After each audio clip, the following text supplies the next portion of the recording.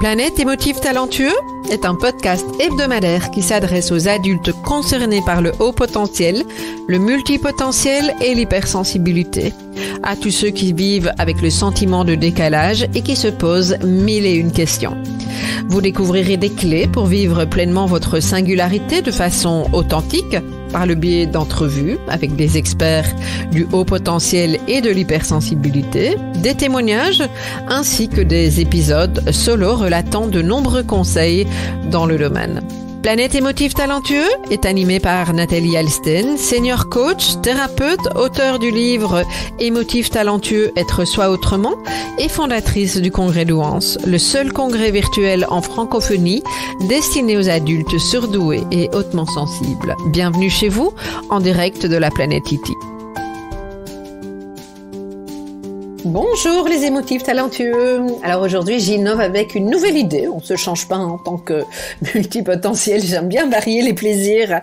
Je suis très heureuse de vous partager donc un coaching que j'ai fait en direct avec Sébastien qui s'est prêté au jeu et un moment vraiment qui m'a apporté beaucoup de plaisir en naviguant avec lui sur la question du sens. La question du sens et des nombreuses questions qui viennent en continu dans sa manière de fonctionner, qui parlera à une série d'entre vous, j'en suis tout à fait certaine. Il a été question de se demander si on fait fausse route ou pas, d'avoir l'impression de ne jamais être satisfait et aussi de trouver les moyens de se rassurer. Et on répond partiellement à ça dans cet échange. Je vous invite à écouter les réponses de Sébastien avec une belle authenticité. Merci à lui pour ce magnifique moment. On se retrouve dans quelques instants. Bonjour tout le monde, je suis très heureuse de vous retrouver aujourd'hui avec un invité, Sébastien, que je vais vous présenter tout de suite, que je vais accueillir tout de suite, dans une thématique, en tout cas dans une intervention que je n'ai pas l'habitude de faire sur le groupe Facebook et de manière spontanée. Je le fais dans mes accompagnements habituellement, mais donc aujourd'hui je vais accompagner Sébastien, lui proposer un coaching et on va voir ce qui se passe donc à travers sa demande. Et donc j'ai grand plaisir d'accueillir Sébastien aujourd'hui. Bonjour Sébastien. Bonjour Nathalie, comment ça va? Moi je vais très bien, et toi?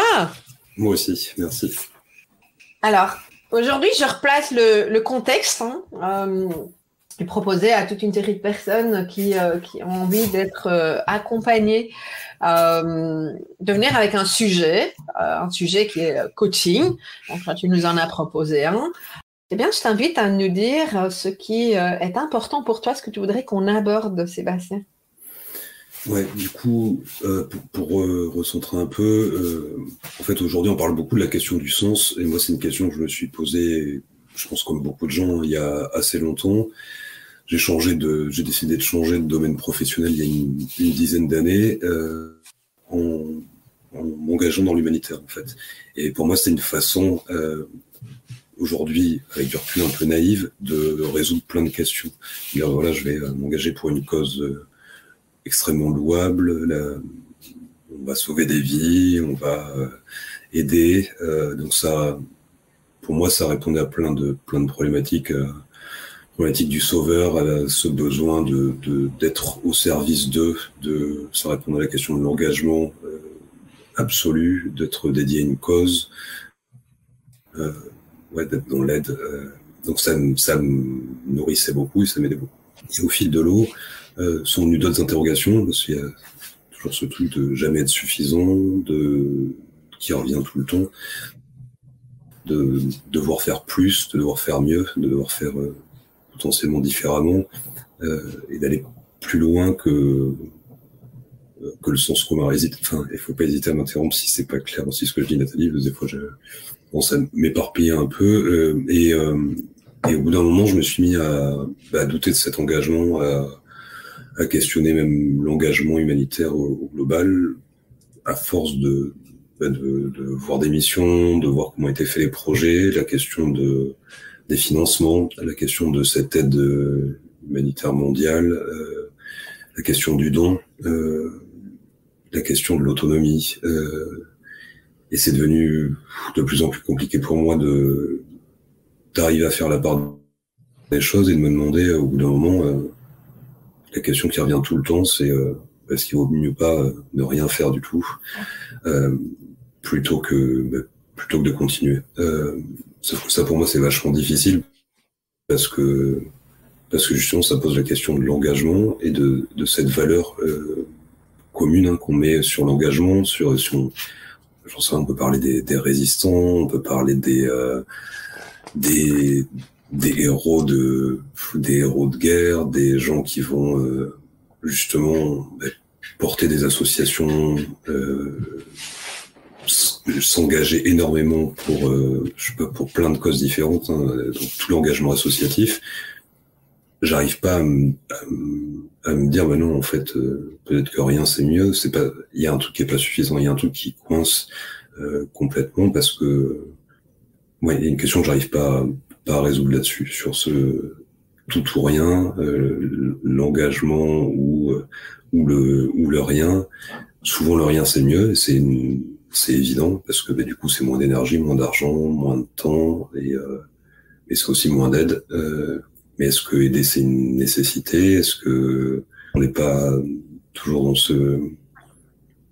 dans cette question de avoir plus d'humains, de mettre toujours l'humain au sommet de tous les intérêts. Il y a toutes ces difficultés là. Et du coup, je me suis dit, peut-être que pour résoudre ça, il faudrait s'engager pour l'environnement, mais j'ai pas envie de faire de nouveau, pas fausse route, mais de m'auto-convaincre d'un truc pour me rassurer et repartir dans une forme d'engagement avec les mêmes questions à la fin difficulté parce que on n'a pas pris en compte les contraintes locales, que on a une vision très très occidentale de l'aide, etc. Voilà un peu pour poser le cadre. Je vais merci pour cet apport, pour ta confiance aussi dans ce que tu nous partages ici. Je vais reformuler en tout cas ce que moi j'ai entendu en points centraux avant de te demander mais finalement, qu'est-ce que tu attends de cette séance? C'est important. Moi, j'entends beaucoup de la question du sens. C'est un mot qui revient, et j'entends tout ce questionnement qu'il y a alentour du sens, mais c'est un vrai questionnement profond, presque existentiel. C'est les mots que je mets. Je pose cette hypothèse-là.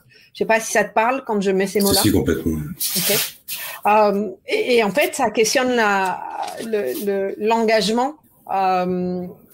Et ce que j'entends, c'est quelque chose pour l'instant, en tout cas dans ma perception, quelque chose de très binaire. C'est je m'engage pas. C'est oui ou c'est non.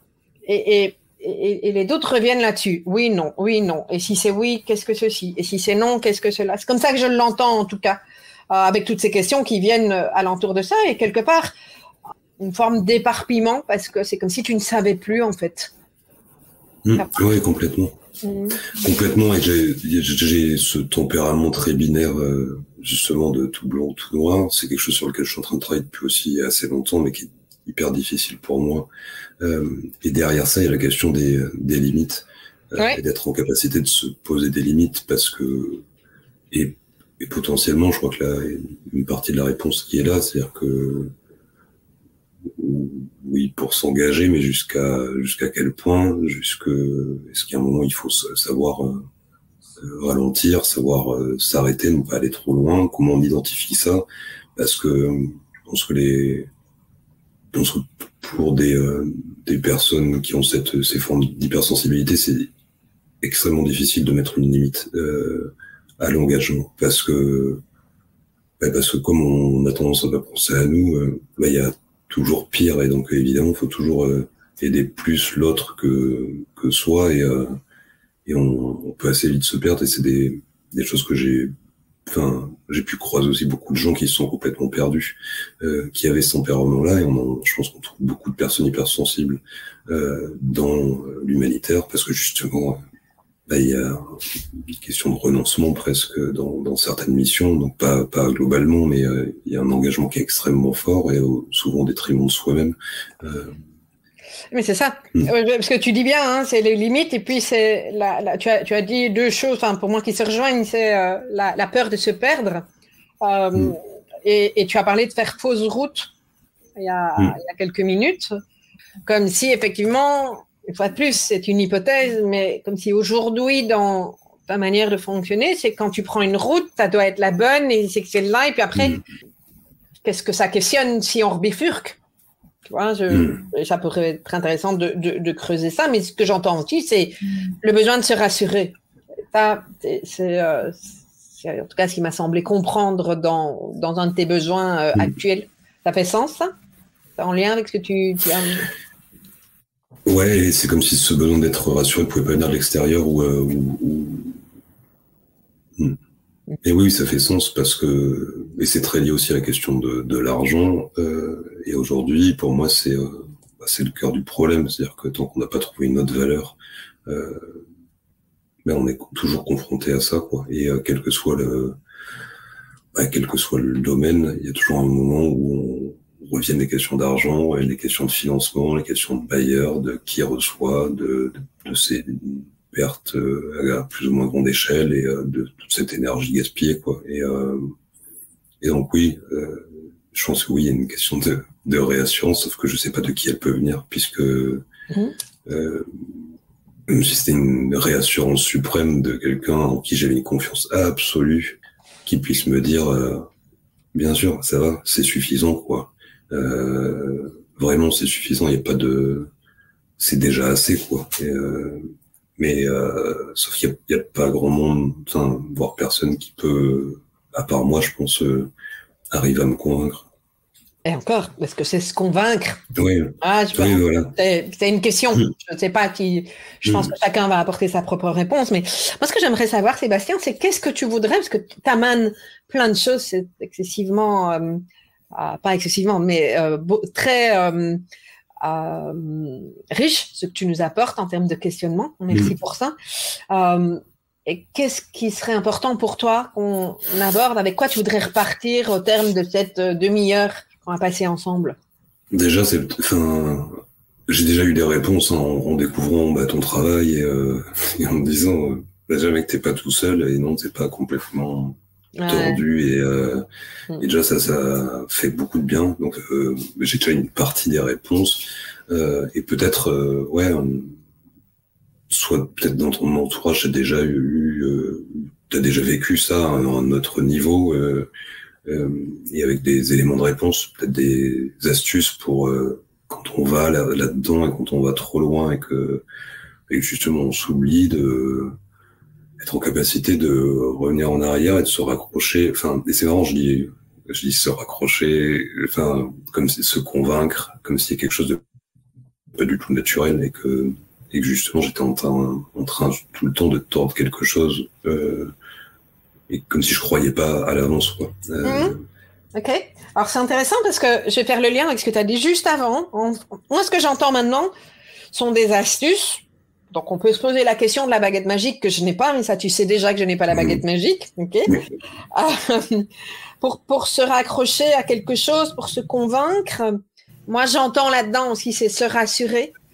Et c'est intéressant parce que juste avant, dans notre échange, et quand j'ai reformulé, t'as effectivement nommé le fait que se rassurer, c'est pas forcément de l'extérieur, que ça peut venir de l'intérieur. Okay? Ce à quoi moi je crois également, je me permets parce que tu l'as déjà nommé. Donc, est-ce que je comprends que dans ta demande, il y aurait quelque chose de l'ordre de trouver comment justement se rassurer, s'apaiser par rapport à tout ça? Et j'entends derrière aussi comme une forme de... Et tu as déjà des éléments de réponse dans ce que tu m'as partagé avant, mais une forme de validation de c'est OK de se poser toutes ces questions-là. Qu'est-ce que ça fait quand tu dis ça? D'abord, est-ce que c'est juste en lien avec ta demande? Et puis la deuxième question, comment ça résonne en toi? Je pense que c'est absolument... Est-ce que c'est OK? Je pense que c'est même nécessaire, et que ça devrait être presque un prérequis avant chaque action, de se dire de pouvoir les interroger. Donc oui, complètement. Et jusqu'où ça parle, ce fait de t'apaiser par rapport à ça, ou de trouver des éléments d'apaisement par rapport à ça? Ça remonte à vachement loin, à l'enfance, hein, cette question de sauver, d'aider, ça remonte à à hyper long, vers l'âge de 5-6 ans, où moi j'avais une mère dépressive, et depuis cet âge-là, j'ai essayé d'être en soutien. Et après, ça a duré sur plein de avec les femmes, parce qu'il y avait et ça a duré aussi, être en soutien aux femmes, vouloir remettre une forme d'égalité, donc il y a ce lien historique que j'ai découvert très très récemment. Et j'ai découvert aussi en écoutant différents témoignages de certaines personnes au travers des podcasts, etc., que t'avais diffusé, le rapport à l'addiction, le besoin d'éteindre son cerveau. En fait, moi, j'ai eu des comportements addictifs jeunes, enfin, autour de l'adolescence jusqu'à 25 ans à peu près, beaucoup avec l'alcool, et j'ai découvert là très récemment qu'en fait c'était un moyen d'anesthésier mon cerveau tout en restant éveillé. Mais de plus m'écouter, quoi, et de me foutre un peu la paix, quoi. Ouais, comme un pompier, en fait. Ouais, d'éteindre le feu, tout à fait. Et après il y a eu ça dans le sport, où en fait quand je me retrouvais dans l'eau, en fait c'était le seul moment où mon cerveau était en pause, ou dans et ça je l'ai découvert très tard, trop tard. Et du coup, ça m'a beaucoup aidé à identifier ça, et justement être en capacité de poser ce feu continu, quoi, de chaque mouvement, chaque bruit, chaque action de quelqu'un peut éveiller 1 million de questions en l'espace de, je sais pas, d'une fraction de seconde, quoi. Quelqu'un qui va couper un arbre devant moi, quelqu'un qui va tout ça, ça peut faire démarrer mon cerveau extrêmement vite. Donc du coup, j'ai oublié la question initiale, mais la question, c'était comment, si la façon dont j'ai posé l'objectif de la séance, c'est-à-dire de trouver des éléments de réponse pour t'apaiser, en tout cas des astuces, je sais pas si c'est des astuces, mais en tout cas, est-ce qu'on peut cheminer vers ça? Parce qu'effectivement, en une demi-heure, on va pas révolutionner le monde, mais et donc en fait, merci pour ton partage, parce que je trouve toujours touchant quand quelqu'un vient avec, et c'est ce que tu as fait, avec son expérience le petit garçon de 5 ans qui à un moment donné si j'ai bien compris, occupé sa place avec les moyens qu'il avait dans ce qu'il vivait à l'époque, en disant qu'il allait sauver. Alors, je sais pas si c'est sauver le monde, mais en tout cas, sauver une série de personnes, sauver, que sais-je, par rapport au vécu que ce petit garçon a eu. C'est bien ça que j'ai compris. Oui, complètement. Donc au début, c'était pas vraiment sauver, c'était aider. Après, c'est l'archétype du sauveur, mais c'est la question de l'aide, quoi. Je vais t'aider, quoi. Et je vais t'aider sans penser à moi, du tout, parce que moi, c'est pas important, quoi. Moi, ça va, quoi. Et moi, ça ira, et moi, ça va toujours, et moi, je m'en sortirai. Par contre, je suis en soutien, quoi. Je serai là, je vais te faire rire, je vais t'aider,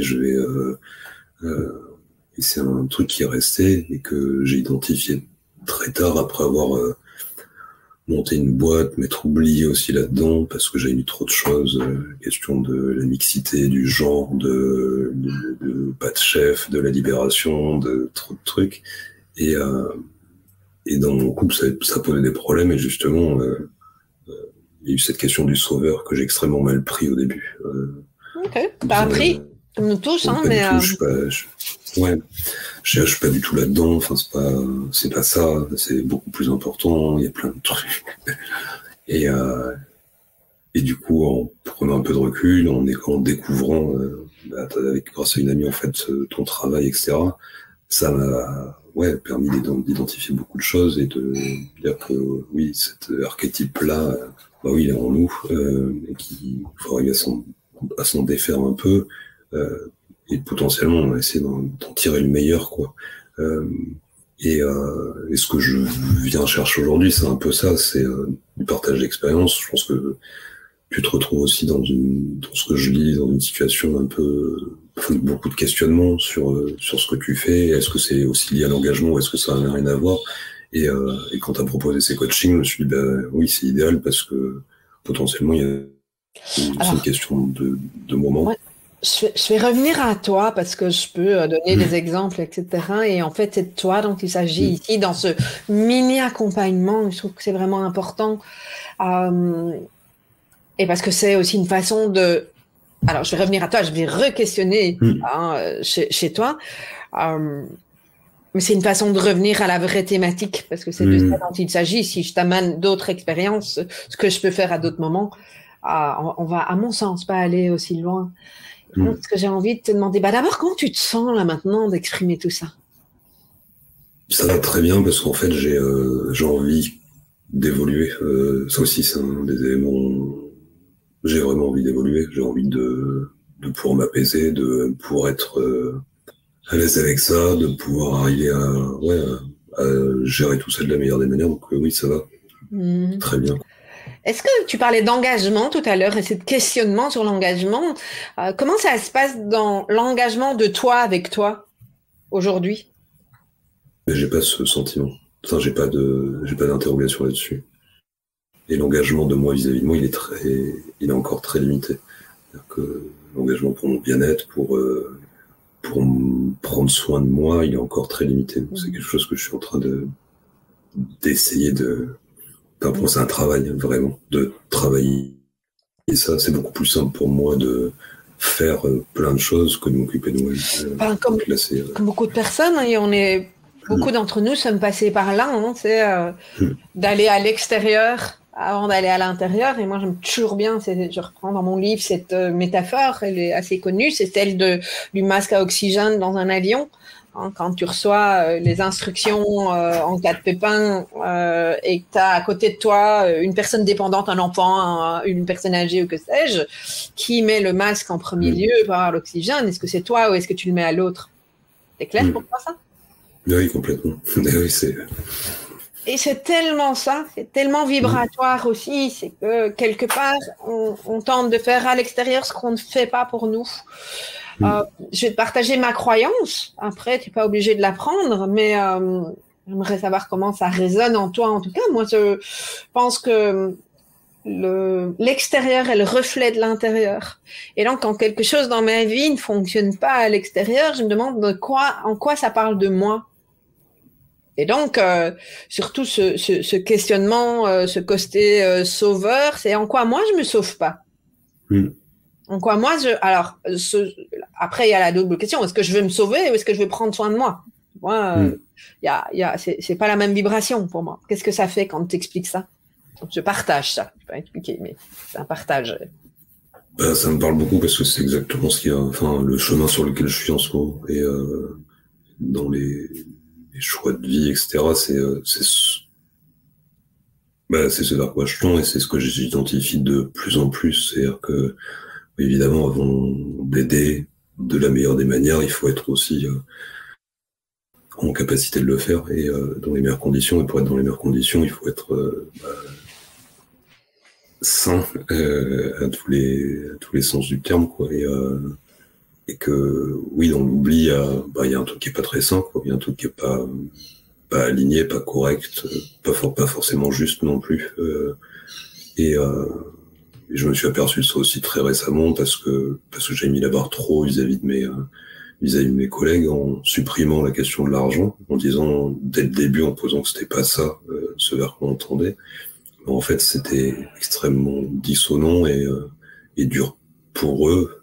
C'est-à-dire que oui, ça crée de l'engagement, sauf que on a tendance à s'oublier. Et donc j'ai incité tout le monde à s'oublier. Justement, moi, j'ai pas du tout fait le chemin. Et ça a eu des conséquences plus ou moins graves en plus sur des gens qui ont craqué, etc. Et en faisant un pas de côté, en regardant la situation, je me suis dit, c'est ça en fait, c'est trop d'affect dans les trucs, tu mets trop de... Ouais, il y a trop de choses dans tes actions, et donc il faut arriver à rééquilibrer ça, mais tant que tu l'as pas fait pour toi, tu reproduiras ça sans cesse. Et du coup, maintenant, j'essaie de le voir, c'est-à-dire ça se produit, j'essaie de le voir rapidement et potentiellement de soit l'apaiser, soit de le corriger et d'essayer de prendre l'habitude de plus faire ça. Mais c'est ouais. Alors, pour moi, il n'y a jamais de trop. À un moment donné, effectivement, on peut saturer, mais trop par rapport à quoi? À ce que la société nous dit, à ce que tu penses, à ce que les autres pensent, etc. Donc, faire questionner sur la notion d'alignement, c'est est-ce que c'est juste pour moi là, pour l'instant ou pas, ce qui est en train de se passer, et si ça ne l'est pas, qu'est-ce que je fais pour transformer ça? Et ça revient à soi, à prendre soin de soi, à écouter ce qui se passe à l'intérieur. C'est sens, ça? Oui, sauf que du coup, c'est là où pour moi il y a une forme de déséquilibre, parce que ce qui est juste pour moi n'est pas du tout forcément pour mon entourage. Bien sûr. C'est une vraie réalité. Oui, mais je pourrais, je pense, être à l'aise avec plein de gens extrêmement engagés, qu'on s'oublie tous et qu'on soit... Et à un moment, c'était ça, c'est-à-dire qu'il y avait une émulation, où tout le monde s'oubliait, on était à fond dans l'aide, mais c'est pas universel, quoi. Sébastien, j'ai entendu un truc, moi. C'est qu'est-ce qui est quand c'est pas juste pour mon entourage, on n'a pas les mêmes besoins. C'est pas ça que tu as dit, mais tu as dit quelque chose à ce niveau-là que je trouve assez intéressant. Ce serait intéressant de revenir là-dessus, en fait. Parce que pour moi, la question, c'est en quoi le fait de te rendre compte que pas les mêmes attentes, les mêmes besoins, que vous n'êtes pas sur les mêmes recherches ou le même questionnement, que sais-je, avec quelqu'un de ton entourage est une difficulté pour toi? C'est sur la... Non, c'est moins une difficulté. Ça l'a été beaucoup. Et j'avais d'ailleurs tendance à exclure beaucoup de gens quand il n'y avait pas cet engagement, c'est-à-dire trouver que c'était sans intérêt, que il fallait pas creuser, de toute façon ça servait à rien, quoi. Et j'avais du mal aussi à être en lien avec des gens qui s'occupaient beaucoup d'eux, évidemment. En me disant c'est hyper égoïste, enfin, c'est de passer son temps à se regarder le nombril, effectivement. Et je pense qu'il y a une partie du décalage qui est aussi là, quoi. Et c'est pour ça que je parlais de limite et d'essayer de trouver cette balance. Mais tout ça, c'est plein de termes que j'avais rejetés pendant hyper longtemps. Les questions de l'équilibre, du yin et vraiment de l'équilibre et de la balance, que aujourd'hui je suis en train de tout le temps me dire, mais c'est tellement évident, oui, il faut essayer de trouver un équilibre qui est d'abord le tien. Oui, mais si je reviens à toi, c'est quoi trouver l'équilibre? Et est-ce que c'est trouver l'équilibre, justement? Et ça, je sais pas, c'est aussi une réponse que je me suis donnée pour peut-être m'aider, mais moi, je sais pas du tout aujourd'hui. Parce que le risque, en tout cas dans ce que j'entends, et par rapport à mon expérience, je trouve que c'est intéressant de questionner ça, c'est quand tu cherches l'équilibre, c'est tu vas, un peu t'écouter toi, machin, un peu écouter l'autre et trouver un truc, tu sais, là je m'y mets un peu comme sur un fil, là, tu sais pas de quel côté tu vas tomber. Et en fait, j'ai envie de dire, personne n'est content. Parce que toi, tu t'écoutes pas tout à fait, t'écoutes pas tout à fait l'autre, alors qu'on pourrait s'imaginer, tiens, je vais te donner un exemple avec une de mes grandes amies. Sur plein de choses, on est super alignés, mais il y a eu un sujet au moment du vaccin, c'est le sujet qui me fasse, on est mis fondamentalement opposés. Est-ce que c'est toujours mon ami? Oui. Est-ce que c'est quelqu'un à qui je tiens? Oui. Quand mon frère est décédé, la première que j'ai appelée, ça montre bien combien il y a de l'affect, tu vois. Mais est-ce qu'on est d'accord sur cette histoire de vaccin? Pas du tout. Alors, est-ce que pour ça, je dois m'éloigner d'elle?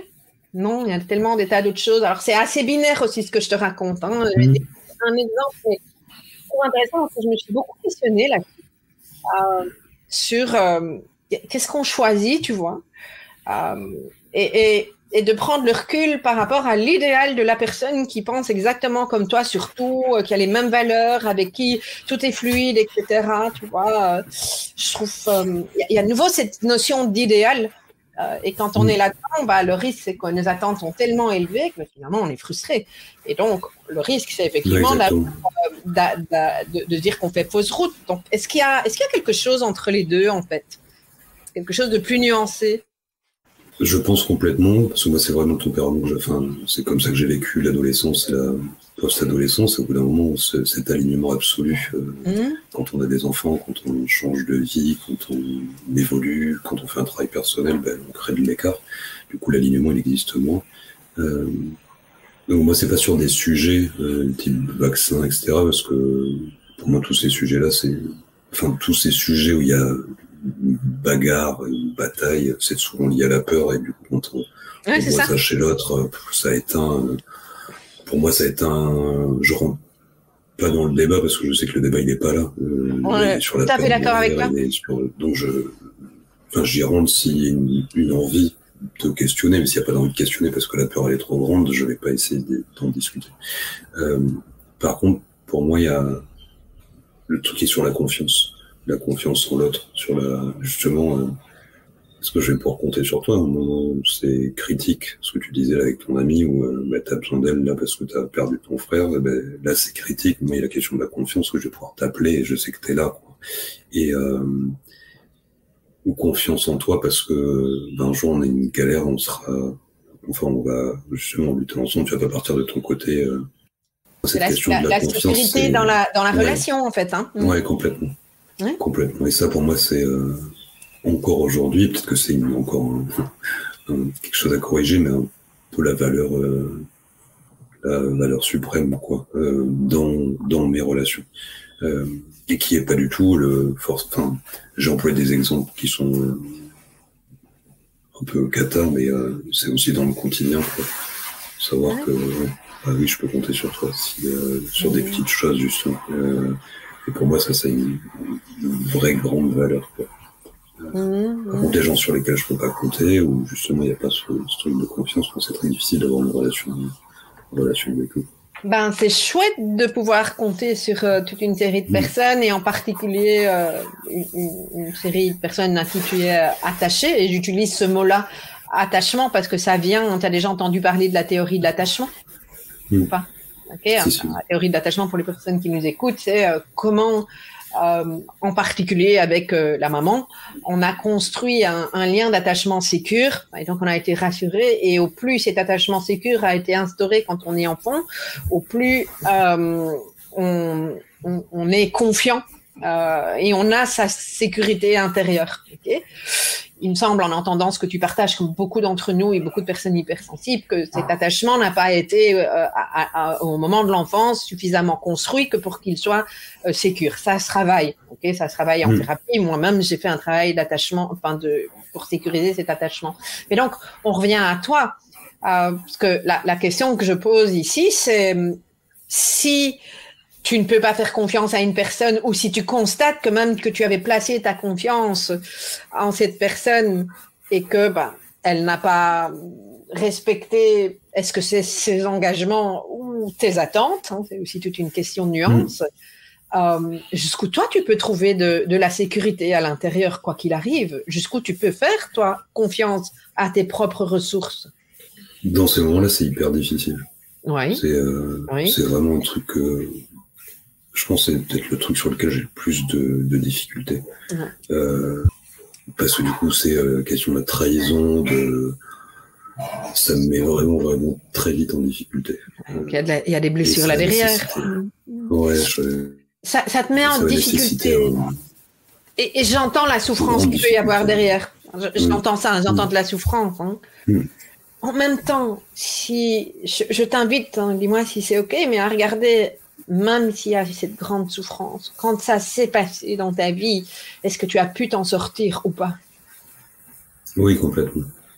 Donc, est-ce qu'on est bien d'accord que tu as les ressources pour dépasser ça, même si tu en as peur et même si ça a été souffrant par le passé? Oui, complètement. J'ai confiance en moi sur sur ça, quoi. C'est quoi la ressource ou les ressources que tu as pour dépasser ce genre de situation? Je saurais pas l'expliquer complètement, mais Tu les sentir? C'est où elles sont? ouais, c'est purement intuitif. C'est dans le cœur. C'est-à-dire, il y a pas de doute sur ça. C'est-à-dire que quelle que soit la complexité, je sais que j'ai de la ressource, quoi. Ouais, tu sais que c'est là. C'est ça que j'entends, que c'est là, tu le sais. C'est purement intuitif, donc j'ai pas vraiment d'explication de pourquoi ni du comment, quoi, mais j'ai pas de crainte. Tu sais te connecter à ce que tu l'es pour l'instant, je vais appeler ça cette énergie du cœur dont tu parles, cette ressource. Je peux essayer, mais Il y a la tête qui prend le dessus, là. ouais, souvent. C'est difficile de redescendre. C'est pareil, c'est un truc que je suis en train d'essayer de travailler dessus. Ok. Alors, quand tu identifies cette vibration à laquelle, quand tu en as besoin, tu sais te connecter, même si pour le moment la tête prend le dessus, qu'est-ce que ça change dans le regard que tu portes par rapport à ta demande de base et ces astuces pour revenir à toi, pour te rassurer, si ça change quelque chose?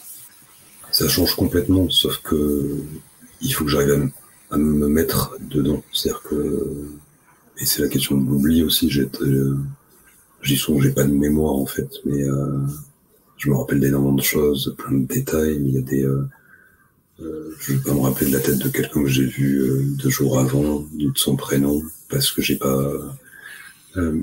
et là-dessus, sur la question de prendre soin de soi, j'oublie aussi. C'est-à-dire que si je fais l'effort et qu'effectivement je me reconnecte, j'y arrive. Et là, j'arrive à faire mon pas de côté, à prendre du recul, à apaiser ça.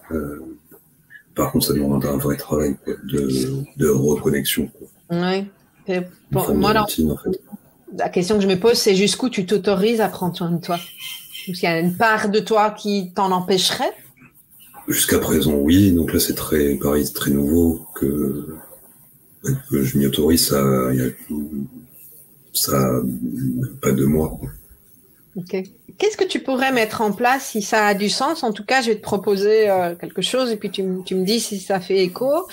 Qu'est-ce que tu pourrais mettre en place pour te reconnecter quotidiennement à toi corporellement, quitte à mettre un reminder dans ton agenda ou peu importe le moyen?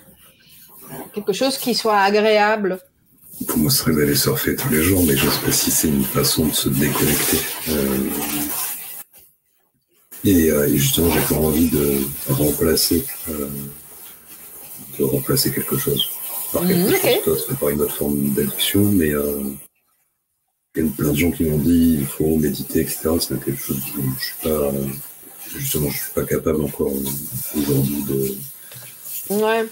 de faire ça. Je suis plutôt dans l'action, c'est-à-dire que comme justement tout se passe dans ma tête, pour moi le moment où je vais prendre soin de moi, c'est d'activer mon corps, quoi. Et généralement ça me permet aussi d'appuyer ma tête et de me refaire confiance après, de me dire là je me sens effectivement bien, il y a plein de choses qui sont passées, mais j'ai un peu la crainte de recréer une forme d'addiction et de me dire mais le jour où ça va être plus possible, je vais être coincé, quoi. Alors, j'entends ça et je le nomme ici parce que les personnes qui nous écoutent, cette espèce d'écart entre quand on nous dit on est très dans la tête, le mental, etc.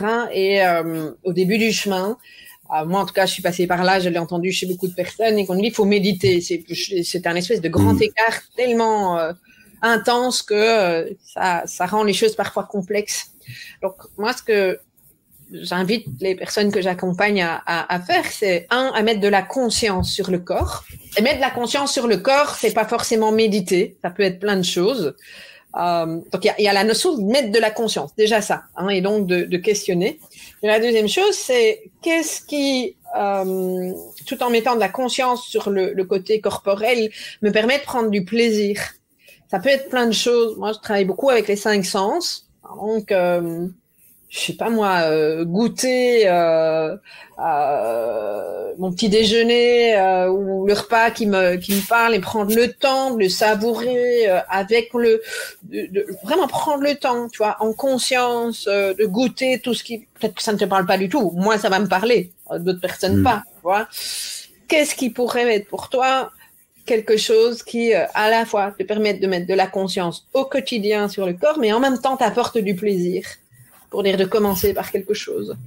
Et c'est ce que je dis avec le fait d'aller dans l'eau, c'est souvent là où il y a une activité physique très très intense et en même temps des moments de pause entre les vagues où du coup t'es apaisé, quoi. Et, ben voilà. Mais si tu l'as fait en conscience, je pense que si c'est en conscience et que ça te permet de prendre soin de toi, c'est ton mode de fonctionnement. En tout cas, pour l'instant, peut-être que dans 3 mois, ce sera autre chose. Pas plus, pour moi, c'est la question de la conscience qui revient. Donc, on a les deux, conscience et plaisir, là. Ok. Qu'est-ce que ça fait quand je te propose pas? Ça me parle complètement. Pas du tout la question des 5 sens, parce que c'est pareil, je prends pas le temps je mange parce qu'il faut manger. Il y a plein de trucs qui me font plaisir, mais j'ai perdu l'odorat. C'est toi qui sais, tu vois. Ouais, c'est toi qui sais, c'est ton choix. Et ça, moi, je trouve que c'est tellement important de l'écouter. Une fois de plus, ce qui est vrai aujourd'hui ne le sera peut-être pas demain. Et je pense que c'est ça, je m'adresse ici à la communauté des émotifs talentueux. Je pense qu'il est comme dans un travail inutile de se dire que une fois qu'on a trouvé le truc, ce sera tout le temps le même. Et moi, j'ai toujours, au bout de 3 ans d'un projet, j'en ai marre, il faut que je change. Quoi. Mais encore, 3 ans, c'est long pour certaines personnes. Donc, c'est la même chose dans ce qui va fonctionner. Aujourd'hui, c'est ça qui fonctionne. Et mettre de la conscience, c'est re-questionner. Est-ce que c'est toujours juste pour moi? Est-ce que c'est toujours donc juste pour moi, mais revenir à toi, le masque à oxygène. Et aujourd'hui, c'est ça. Demain, ce sera peut-être autre chose. Tout comme, je ne sais pas si tu as déjà fait, mais à titre perso, je trouve ça assez facile. C'est la cohérence cardiaque, tu connais? Non, du tout. Tu peux aller voir sur Internet, les personnes qui nous écoutent aussi. Cohérence cardiaque, c'est vraiment un mode de respiration, on va dire en profondeur. 3 minutes, 3 fois par jour. Change l'état d'anxiété.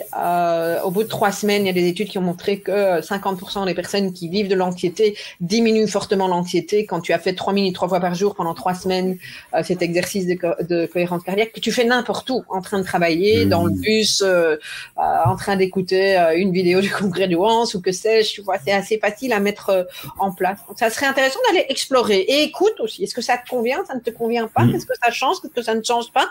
Mais une fois de plus, c'est comme tout ce que je vous invite tous à tester.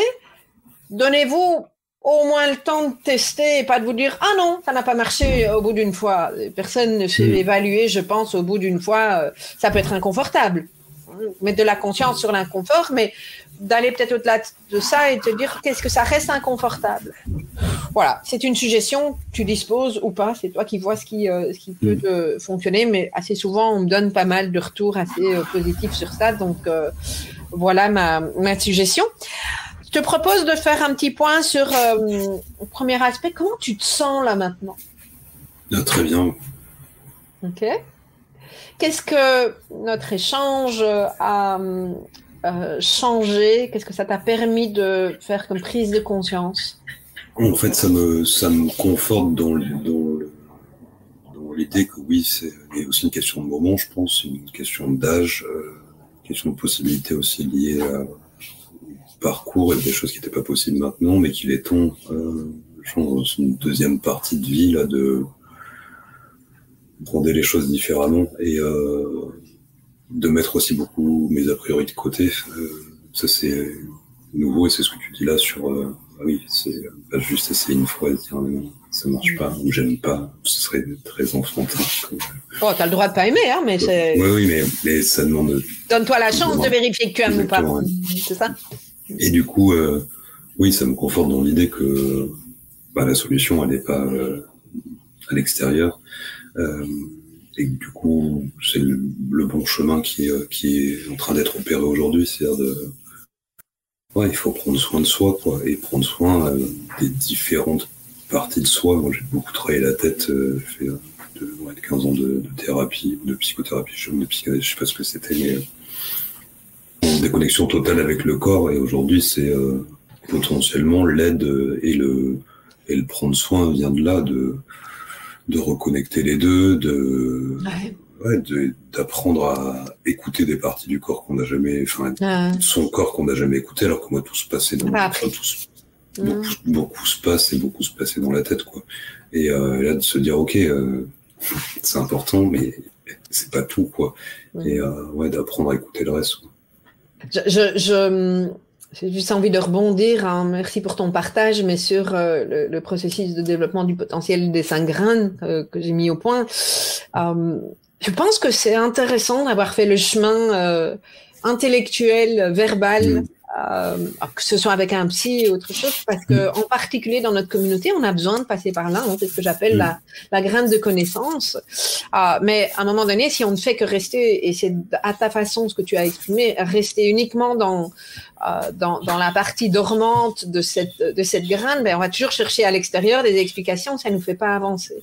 Et moi, ce que j'entends et ce qui me touche aussi, c'est que je vois combien tu as été en profondeur et dans une introspection, et que quelque part tes questionnements, ils ont servi à ça, à alimenter et à cultiver et à rendre mature cette graine de connaissance, où effectivement il y a ce passage après à la graine de sagesse qui est je m'observe, et là il est temps d'aller dans le corps. Il y a des moments où tu n'iras pas, il y a des moments où tu iras comme nous tous, tu vois, mais ce que j'entends, c'est et ce qui me touche d'ailleurs, c'est la conscience que tu mets là-dessus, et dans la conscience que tu mets également sur tes propos et dans nos échanges, c'est cette vraie conscience de dire que c'est pas l'extérieur qui va t'apporter les choses, mais l'intérieur. Après, on n'est pas toujours équipé, on est parfois démunis, et ça prend le temps que ça prend, mais un jour après l'autre, un pas après l'autre là-dedans. Donc voilà, merci. Merci d'avoir exprimé aussi à travers ta graine de courage, parce que c'est pas forcément évident d'être en direct sur un coaching et d'être vu, mais pour moi, c'est tellement important de pouvoir apporter, d'échanger, parce que on n'est pas dans la tête, on est vraiment dans le cœur, et je suis sûre que ça va résonner auprès de tas de personnes. Donc merci d'avoir fait ce pas et d'avoir accepté cet échange et cet accompagnement en direct. Et merci à toi pour ton travail et justement moi ce qui m'a beaucoup aidé aussi, c'est tous les témoignages en fait. Et pour moi c'est aussi de participer là, c'est aussi une façon de rendre d'une certaine manière, parce que il y a des petits trucs des fois qui peuvent faire écho et qui soulagent énormément. Tu l'as dit tout à l'heure il y a un frottement, et moi ces bruits-là me gênent vachement, et j'avais pas idée que c'était très lié à cette hypersensibilité-là. Donc et c'est des petites choses qui soulagent, quoi. Ouais. Tellement. Ça fait écho à travers ce que moi j'ai vécu également. Merci Sébastien, et au revoir à tout le monde. Merci beaucoup. J'espère que ce coaching avec Sébastien a fait écho à ce que vous vivez, ou peut-être ce que vous avez pu vivre. À titre personnel, ce que je constate, c'est combien le mental prend parfois le dessus dans notre communauté, alors que ce que j'appelle la conscience corporelle, donc je mets le mot cœur au lieu de corporel, je mets cœur, corporel, peut nous guider un petit peu comme une boussole. Voilà, en tout cas j'espère que ça vous parle, et c'est d'ailleurs un des aspects de l'approche du développement du potentiel, dans laquelle la graine de sagesse, la graine qui est reconnectée au corps, nous donne plein de pistes quand on la cultive en conscience. Et si vous n'avez pas encore passé le quiz en lien avec cette approche, eh bien je vous invite à le faire via le lien suivant, c'est www.émotif au pluriel talentueux au pluriel également .com/graine au pluriel.